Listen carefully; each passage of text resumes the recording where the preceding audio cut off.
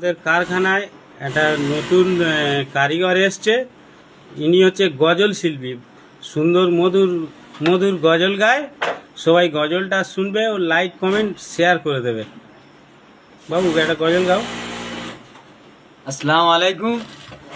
তো গাইস, আপনার সম্মুখে একটা গজল বলছি আমি। কাবা বলে হায় হায় আমার বুক ফেটে যায়,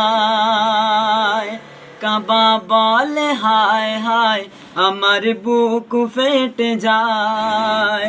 ও গো আল্লাহ আমি একলা পড়ে থাকব না মক্কায়, রসুল আল্লাহর সাথে যাব মদিনায়, রসুল আল্লাহর সাথে যাব মদিনায়।